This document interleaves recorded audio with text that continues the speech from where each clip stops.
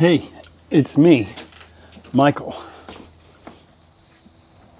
This is the Jackery HomePower 2000 Plus V2. It weighs about 21 pounds. It's got about 2,000 watt hours of storage.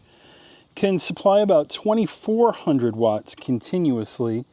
And they say it'll charge anywhere from 1 to 2 hours with a generator or a wall charger.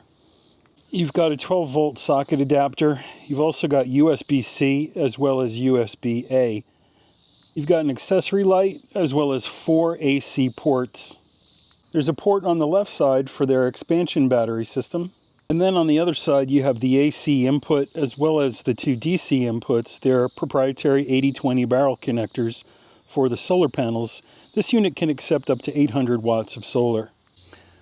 But specs aren't a review, so let's go find out if this unit is as good as they say it is. First test is most important. Jackery tells me what's inside the battery. I want to know how much electricity actually comes out of the outlets. And you'll see here there are 2 AC ports, banks of 2 that I can activate. If I activate the second AC port, I've actually got it tied to a 1,500 watt external heater from Utilitech. And we can check on the screen and see that we do in fact have 1,300 watts coming out. I actually have a portable hairdryer here, and we'll activate the first port and see what happens when we turn that on. With the low setting, we've got 1,600 watts. And then on the high setting, we're right at that 2,000 level, 1,950 watts. So looks good. I think one of the things everyone's concerned about is how long will this thing run my refrigerator? Kilowatt hours, that rating on the battery isn't necessarily intuitive, but you have a lot of appliances that you're using in your home, and this is a great way for us to understand what that kilowatt hour means. If the power goes out, how long is it going to keep my refrigerator running?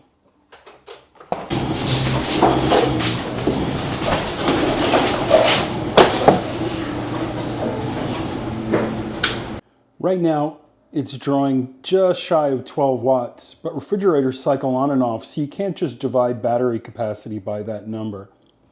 Let's let this run down to 0, and I'll tell you on the screen how many hours I was able to keep the refrigerator running with moderate normal day-to-day use. Let's do something a little ridiculous with it.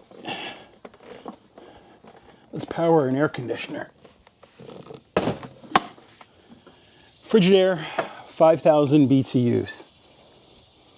We don't have an RV plug on the 2000 Plus V2, so we're going to use a 110 adapter. We're going to go straight with this heavy-duty extension cord to the outlet. All right, let's press the button. There's the click, and there's the AC. We check here, and we're pulling 424 watts.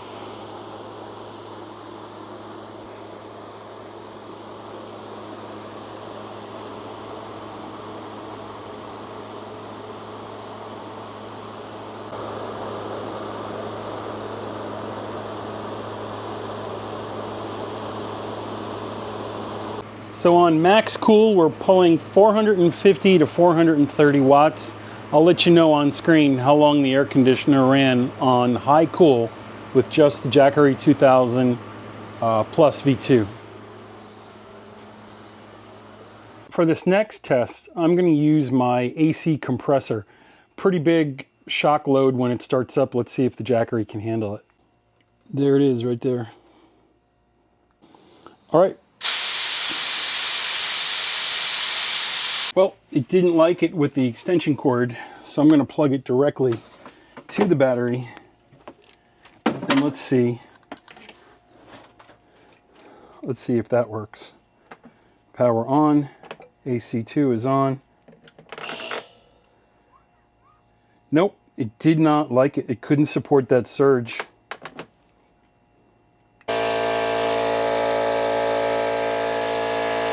Worked fine when I plugged it into the expansion slot, so that is a no-go for the compressor test. Taking the electrons out is only half the story. We've got the Jackery Solar Saga 200 I've got two of those here. Let's plug it in and see how it charges.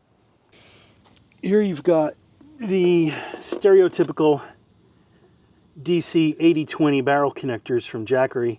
They're proprietary, but they fit really simply into these holes. There's really no wrong way to do it. The only downside is it's not an MC4 type or a XT60 connector, so it doesn't play well with other brands. Jackery says with an 800 watt setup, you should be fully charged from 0 to 100 in about 3¼ hours. So if we're running with 400 watts, expect on 6 to 8 hours of sunlight to bring us back to a full charge. On the app, you can see how much you're charging, how much you've charged total, and how much power you've used in the course of a day or over the course of weeks or months.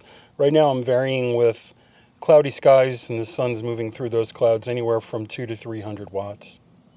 When you're charging through the AC line on the right hand side, you can see that things speed up dramatically. Right now I think we're set up for the maximum, and I'm pulling in over 1500 watts from the wall socket, and this should charge the battery much quicker than solar. You can actually determine which kind of charging mode you want from the app. I have it set to fast charging mode, but you can customize it, or you can just have it quiet charging mode so that it's always quiet and you don't hear. Right now I can push it up to the full 1800 watts on the app. From 0 to 100, you're going to get full with an 1800 watt push somewhere between an hour and a half and 2 hours. You can also solar charge while you're charging with AC, which will increase the speed even more. One of the ways that these systems pay for themselves is being able to schedule when the battery is charged. So a large portion of the time you don't need solar because you can set these batteries up, even with their expansion battery stack, to charge during off-peak hours. Electric companies charge less money for off-peak hours, which basically means you can buy the gas for your battery when it's on sale and then set it to power the appliances that you want to run, like your refrigerator or an air conditioner or your CPAP, when those prices start to go back up again. You can very easily calculate your ROI in that instance, and a lot of people get about a 3-year ROI just from that cost and electricity savings alone. What I really like about this unit is the dual AC output, and in the app you can prioritize based on what's going on in your life, which ports are being used and for how long. So say for example the lights went out and you had the television and your router and your Starlink running off AC2.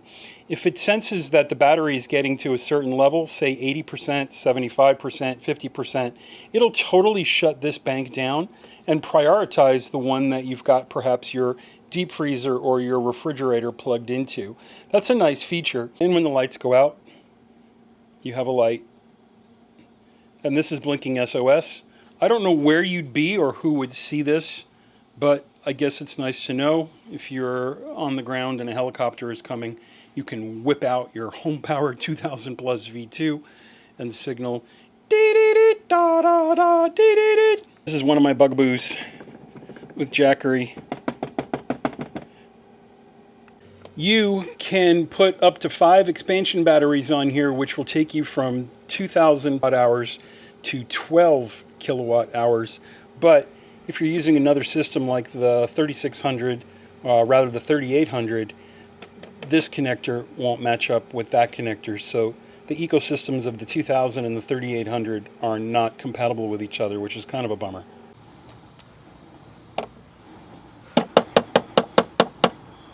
The other thing we can do is measure how much power it takes to charge it from 0 to 100%, and then how much power actually makes it back out to the refrigerator or the air conditioner or the compressor.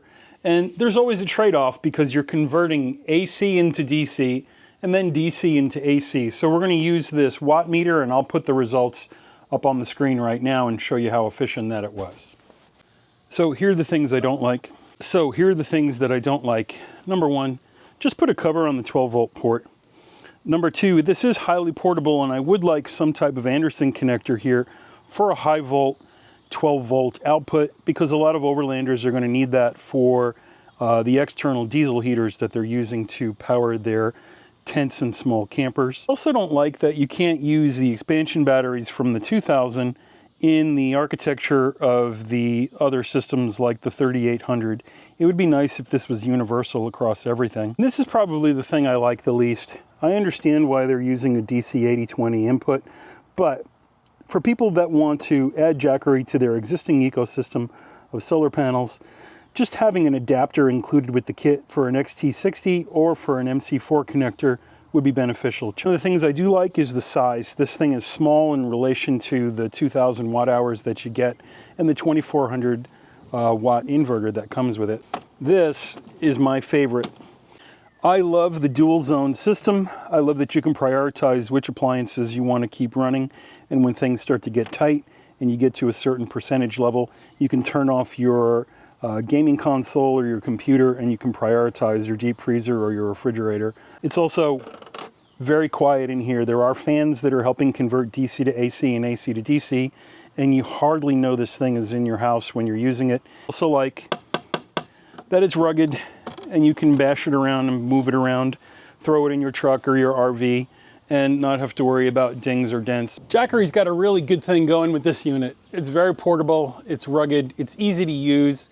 You get quite a bit of energy in a small package, and a little bit of fancy shenanigans where you can prioritize your channels and or purchase electricity when it's cheap and use it when it's not so much. For more information, check out the link in the description to learn more about the 2000 V2. It's a really good unit. I would give it a 4 out of 5.